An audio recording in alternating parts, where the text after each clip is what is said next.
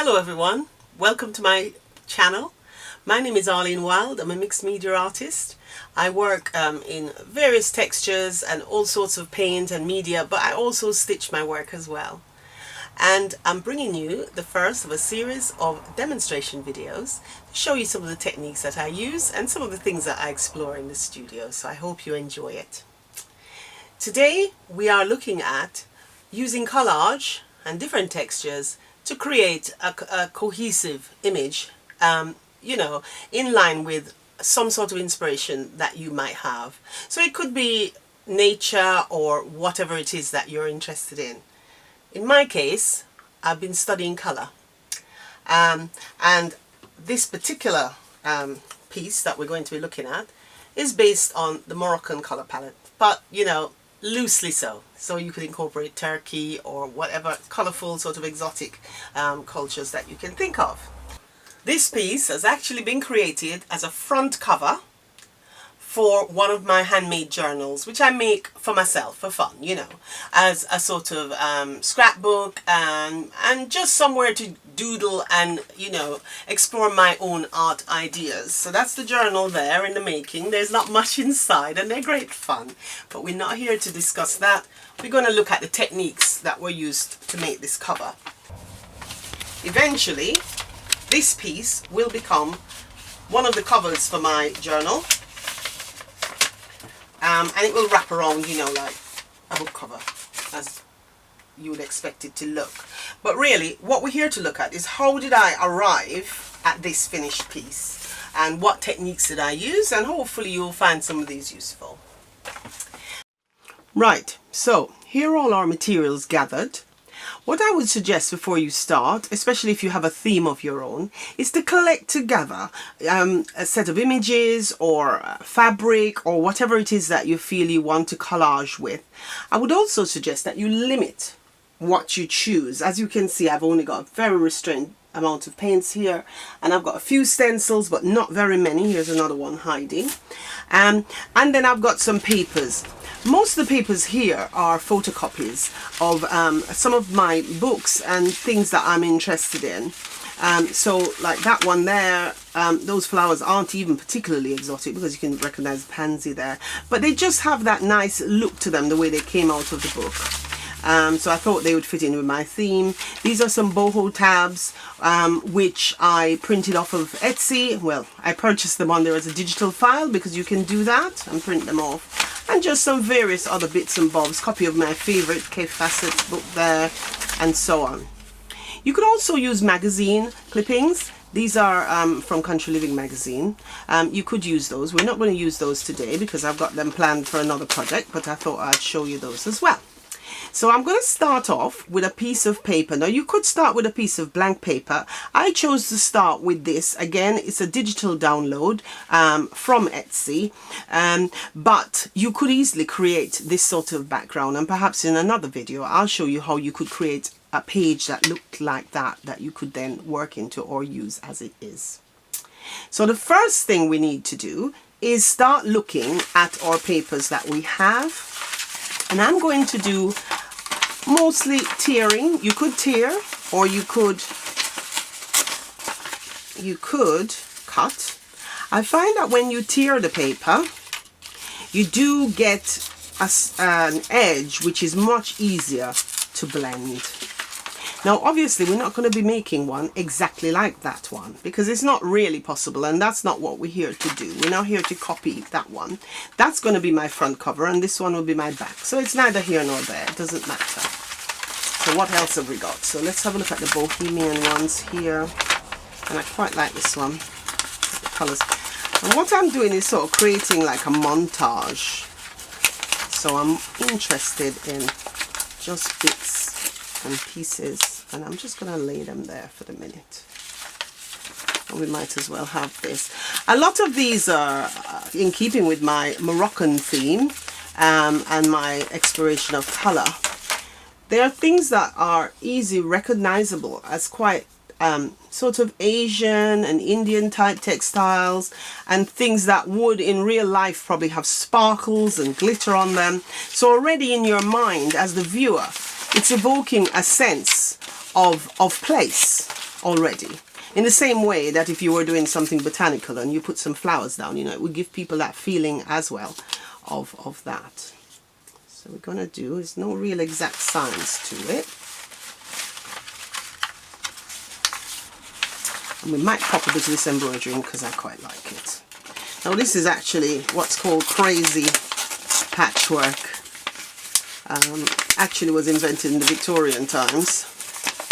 But I think I like the sort of randomness of it. So we pop him there. Right.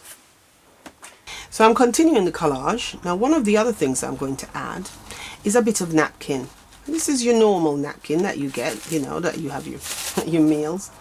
And the interesting thing about these is they are usually in 3-ply. So if we can get it off, they can be ever so tricky. Oh, there we go. And what I'm going to do is remove both plies. Now, if you were to take off, say, 1-ply, you would get a more opaque image. But if you take off all 3 plies, it forms a nice sort of translucent finish. So I'm going to lay that there. I'm going to pop this one here. Yep. And you just sort of don't overthink it. Just if it looks right, leave it. See, that looks good to me. That's good enough. That one there, maybe. I like those flowers there. Hopefully they won't fall off the edge when I do my cover. And then I'm going to pop that one there. So we're happy with that. One of the things you can do once you've laid it all out, if you don't want to forget where everything is you can take a picture on your phone and then you can use that as a reference. So the next stage is to get these all stuck down before we start working into them. And you can use various things. I'm about to use what's called a matte medium. It's an acrylic matte medium. They come in various brands. You can get golden, you can get all sorts. I'm using this one today. Although my favorite one is one from Jackson's Art Supplies actually, which is quite thin and runny. So I'm going to open that up. See if we can pop that open. Here we go. And then what I'm going to do, move these out the way now because we're done with them. So we pop those over there for the minute. We're finished with that. And what I'm going to do is I'm going to use my, now this is an excellent board here. It's by Tonic. And it's a Tim Holtz board, but you can get other ones. In actual fact, it's not board, it's tempered glass. And you can paint on it. It cleans off very well and work on it. I find it much more useful than having a palette. So we get the medium here, and the first thing I'm going to do is I'm going to gently move these. Right, and I've kind of made a note of where they were. And whoops, one of them has run off. We'll go back and find that in a second. And you give a nice, especially where the napkin is, you want to give it a good generous amount, but not so it's flooding the paper. As you can see, it's quite thin and see-through. And this will dry clear, and then you want to get it down flat. Okay. Now, it doesn't matter that that little tulip is upside down because it's all going to add to the whole thing. So once it's down, and you need to be really careful now, get some medium and put on the top. And that will act as a sealant. That will hold it down. Keep it nice. And that will dry clear. It is a matte medium. It does dry with a small sheen, but not too bad. So you won't really notice it. And you see my other underline pattern is still there, peeping through here and there, and that's going to create depth and interest to the piece. See how that blends in nicely with that one. We're doing the same. We get our thing down. Doesn't matter if it's not 100% down, especially with the papers, can lift on the edges sometimes, so it's best to do a good job the first time around. So in we go. And there. So that's on. If I remember correctly, our little turquoise friend, he was in the middle, so let's get him back in there, or her. So that one is there. Nice. Little underneath, right? And I'm just going to pop up and pick up my other one, because we'd lost this one. This one decided to do a runner. A bit more medium. When you you finish using your tonic glass sheet table cover protector, or your art table here, what you do is you just wipe it down with a bit of wet wipe. And if you find that it's resistant and won't come off with a wet wipe, then you can use a little bit of rubbing alcohol to clean the table. But I find it very useful. So we've got that one on. I'm going to get this one on. Let's see, because I want to leave some of that space. I want to save some of that. Let's see, where we're going to put you. Possibly that, and I think that might be enough. I'll get a tiny bit of that orange because I really liked him. We're gonna, if we reduce this fella, it will leave a bit of room, won't it, for the other one. But it's fairly random. I mean, you're just looking at it, getting a feel for it. You're not overthinking it, just relaxing and enjoying the process and looking at how, I mean, look how beautifully those are blending together. And I really want a little piece of this embroidery. But because I'm a textile artist, you see, old habits die hard. And I really want that. I don't want it there. I think I might snuck it in somewhere like here. There. Right, so now we have our first stage done. Okay, now what I have in my room is my trusty little heat gun dryer thing.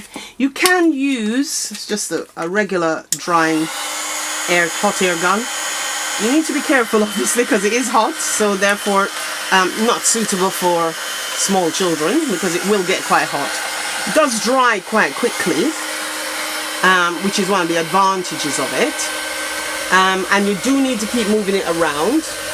And make sure that you're using it on a surface which won't melt. You see, this is plastic here, but it is heat resistant. It dries quickly using this tool, and also, as opposed to a hairdryer, it doesn't blow your bits and pieces all over the place. The hairdryer tends to puff things about. So we're going to give it a good blast here and get it dry. Right, so we're now dry. It doesn't have to be bone dry because we'll make it all wet again with other things, and I've cleaned down my mat. So now we have our gesso. Gesso is basically, for those of you who don't know, it's a primer that's generally used by artists to prime canvas and so on. Oh dear, you can see all this debris that's fallen over the time. And this is a squeegee. And so I'm going to take my squeegee. You could apply it with a brush, but you'll see why. I take my squeegee, I get a little bit of gesso on it, and I like to close my things when I'm not using them because you find they dry out quite easily. And I'm going to use the squeegee and just pull a little paint along. Now, why I'm doing this is I'm pulling these sort of fragmented areas together, just giving it a little bit, and it gives it that nice feeling as if it's a worn wall. You're just pulling it together, and you can paint over this if you want to, or do whatever you want to do. And I'm just knocking it back, and what it's doing is pulling the whole thing together as if they've always been together. They no longer look like bits, do they? The gesso, you can use white, or some people tint it. What I mean by that is they put a little ink, you know, they put it on a palette, put a little ink on it, or a little bit of acrylic, and you can effectively dye it, or put a little tint to it, so it might have a sort of a green tint or a blue tint or turquoise or whatever it is that you want to do. So we're just breaking that a little bit. Right, so again, back to the trusty dryer. Oh, and before we do, always get into the habit of washing your tools straight away, especially with gesso. Dries like cement. You don't want that. Especially on your brushes, terrible. And the matte medium as well is also deadly. So we'll leave the squeegee over there for the minute, and my trusty wet wipe. Especially before using the electricals. So here we go. I use collage as the basis for a lot of my work, even in my textile practice, when I do my mixed media textiles with pictures, which are effectively using a similar thing but using fabric with layers of paint. And at some point I will do a demonstration of that as well on the channel for you. And I thought this would be good fun, especially seeing that we're all, you know, effectively on lockdown. We've got time on our hands. Well, and what do artists do when we've got time? We play in the studio. So I thought it just was a nice opportunity to share some of the things I'm doing here. Right, so now that it's dried and we've put our gesso on and sort of cleared in some, blocked the areas together, it's time to start looking at our stencils. I'll bring them over. So basically the ones I've picked out are these, and I've picked them out because they sort of have that Moorish look about them, you know, that sort of look of Morocco, the sort of shapes. I also like that one as well. We've got a flower one there and this one here, which is quite useful because these are quite good because they're like a montage of different things. You've got flowers, you've got some geometric shapes and so on. And then this one I thought could be useful, but as you can see, I mean, that is quite a lot really, but I try and limit the amount. This one here is quite interesting actually, because this is what's called an embossing folder, and you need one of these machines like a Sizzix or something to run them through. But what I've discovered, they're quite cheap to buy, and inside they make quite a reasonable good stamp because they are raised, and they're quite good too. So what we're going to do now is try and bring some color into here, and as you can see on the original piece, I had pulled out this pink and this blue to try and pull it together, and also we have some other marks here which I've created to try and echo that lace which we've lost under the bottom. So let's see how we achieve that. So the first thing is my geometric stencil here, which I'm putting out. You can see it's well used and well loved. Okay. So, and I'm going to apply. You can only apply when you use a stencil. You can either use, let's find my brush. You could either use a sponge, or you can use a brush, stencil brush. They're flat on the end to apply the paint. And we're going to be using acrylic. Now, what I'm looking to do, I'm not putting the whole stencil on, because people, you know, used to see it in the 80s, they put the whole of that on. We don't want that. What I'm doing is I'm using little bits of it to give fragments, you know, and just pull it together. So there's my paint there. And on my trusty fancy little board, which I adore, I'm just going to put a bit of paint there. That's much more than I need, to be honest. And what I'm going to do is use the brush. Now, the important thing about when you stencil is you need to season the brush. What I mean by the sponge, sorry. What I mean by that is to get the paint into it, but you don't want it too wet, okay? Oh, and before I do that, what I'm going to do as well, because we're going to do a sort of a two-tone thing, is I'm also going to squirt out some of the pink. And what have I used here? So this is just, this is Amsterdam. That rose, and what color was my blue one? There you go. So now what I'm going to do, I've got everything handy. I'm going to get my stencil so it's a bit straight, because we don't want it all wobbly, because that's not good. And what I'm looking to do is to bridge this gap, but I don't want to close the whole area in, okay? So we're going to pick up bits. And I'm just using that, and I don't want too much paint on there. At the same time, what you need to do is use your brush, your sponge, to make sure that you're not getting sort of marks, you know, like if you see lines and things on there. And then I'm going to get a little more pink here. I'm just going to pull the pink in. And if you want just pink, because we've got a little blue in there, you can turn your brush over. And we're going to bring that color all the way around. And what I'm doing is just, you know, I can see where the gaps I'm playing with, and I'm breaking it. If you notice, it's not a continuous thing. A bit more of that blue. Right, so when you're happy with that, what you do is you, of course I've got medium on my fingers, so they're a bit sticky. We lift off, and what we have is a sort of ghosted image there, which is quite nice. Now, like this area here, I feel could do with a bit more color, and this area here a bit more of the pink. So all I do, I'm not worried about lining it up. I sort of look at it, and then I'm just gonna pop that there if I wanted. Yeah, probably there. And I'm gonna go back for my pink again. I'm gonna pop a little bit more in there. Now, obviously, I'm not pressing too hard on here, because remember, the paint is still a bit damp. And you could have dried that off before going in again if you were worried. So there you go. And I'm going to move some of that color up here as well, and into the break this area here.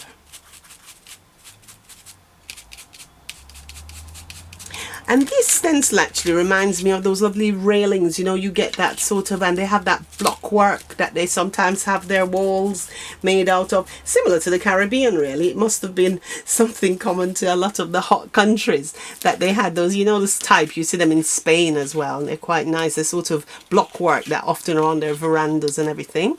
And also they often have those lovely metal work as well, the fret work type stuff, and that's why I chose this one. Right, so we've broken that now. So the next thing we're going to do, my sticky fingers, is I want to bring some of this lace back in here. So let's see, is that wet? No, we didn't use too much paint, so that's fine. So what are we looking for? Let's see, let's get a stencil out. And this one here kind of imitates the lace a bit. Now, the reason why I put my gesso here is you could do it with acrylic, but I'm not. I'm going to use my gesso, okay? To use a bit of gesso. In fact, let's not use the squeegee. Let's pop the squeegee there. Let's go in maybe with the brush, but you notice I'm very careful. That's why I put that paint on the side. I'm using it there. And what I'm going to do now is I want to bring that feeling of that lace back in. The thing with the gesso, it dries a bit creamy, and also it's a lot thicker than the acrylic paint would have been. And again, I'm doing the same thing. I'm going quite sparingly because I don't want heavy stuff, you know, I don't want it too thick. You also need to make sure your brush is dry when you do this, because there's nothing worse. What happens if you have a wet brush and you stencil is it creeps underneath and it ruins your design. Again, we're not looking for a whole image. We're just breaking the surface. Look at that, that's gorgeous. And you see what's starting to happen is that's hard to tell where the paper is and where your art is, because it's all starting to come together nicely. Oh dear, and you see even I do silly things. Right, so we've done that. So I'm going to bring some of that white over here as well to break this area. So once again, I'm going to use my side to dab. Get my stencil on. And then we just pick up some areas, pull it together, and carefully lift it off. I find that the gesso, when it dries, gives more of a, what I call a high relief. You know, it looks a bit more three-dimensional than acrylic would look. I mean, the blue obviously and the pink we'd used before, they were acrylics and they're fine. And what we're looking for as well is to create different levels, to create the impression of depth, you know. So that bit of white is back in, and I'm going to just add a little bit here, not much, just here. Watch that blue paint so I don't go back there again, get into mischief. I'll use that paint up later, that's why I'm saving it. I don't like wasting things. Which brings me around to the wet wipes actually. I use a lot of wet wipes, but actually you can just rinse them out and use them again. There's no need to use a new wet wipe. I find they wash up and you use them again. So now we have that level, and what we're going to do is I'm going to pause while I dry it and then we come back. Right, so we're nearly there now. So I've chosen two stencils here which I'm going to use to bring this orange in, which if you look in the other one there is some orange there, and I think orange is a nice it's a complementary color to blue. It's always they're a nice combination, they work well together. So coming back to the old color wheel again. So here we go. So I'm going to bring some of this orange in. It's going to pull some of those latent colors out and give us another layer effectively visually.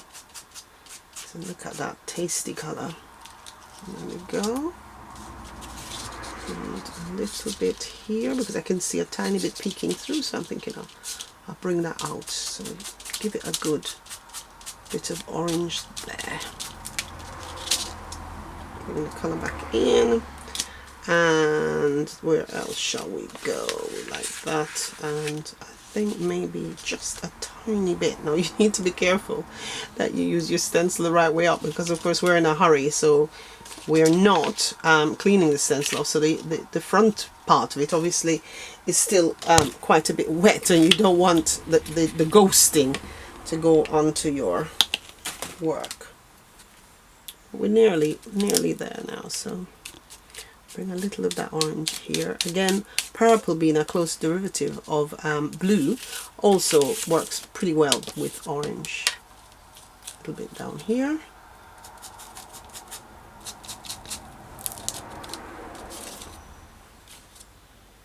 Right, and let's see,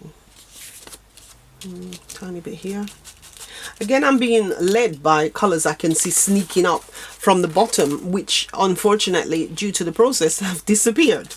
So, you know, I'm not just randomly choosing the areas. Like here, you can see little bits of orange sneaking out, and I'm going to just overlap that a little bit over that white, just to pull that or white lace effect, to push that back. So that makes yet another level again, and I see another opportunity here. And I'm keeping the palette fairly restrained. I'm not going to be tempted to put a whole kaleidoscope of colors in here.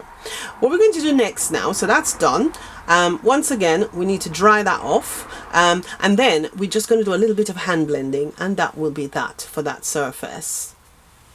Right, so we've dried that off, and the reason why I dried it is that you see all these lovely little pooling of the paint here and those nice things. I didn't want to smudge those in the process. So all we're doing now is just a little bit of hand finishing, just pulling it together. There's a little bit of that pink left on my sponge, and I'm very gently catching the tooth, just pulling a little bit in. And where I'm focusing on is those raw edges, you know, where not much on there, but then we don't need very much. And it's bringing a little of that pink back in, very carefully there, a little bit there. And it's just distributing the colour around the place. Now we're going to trim this, obviously, you know, and if you were going to frame it or work into it or whatever you're going to do, you will finish it off. So don't worry so much about the raw edges, because you would be looking to crop it. Or for some people, they'd be looking to tear it up and recollage it into another picture, because you could do that as well. What I'm doing is really just teaching you, showing you the techniques really. And then I'm going to show you in a minute what became of mine. Now, lastly, I'm going to use some of this product. Now this product here, I love it. I've got lots of them. It's again by Tim Holtz. It's a distressed oxide by Ranger. Used a lot by people who do scrapbooking and things like that. But you'll be surprised if you look at products that are used by other industries. You quickly realize that there's something there on offer for you. This color is lovely. It's called Wild Persimmon. It's actually a mixture of a dye and an oxide. And it's quite an interesting thing actually, because it gives you different effects depending on what you do with it. And this one, what color was that? That's abandoned coral. And it's very good, like I suppose like face powder, you know. It's great for blending. And you can blend the colors together as well, and you get a nice sort of chalky finish with it. So I'm just putting a little bit of that in there, not a lot, because we're pretty much there now. We're pretty much there.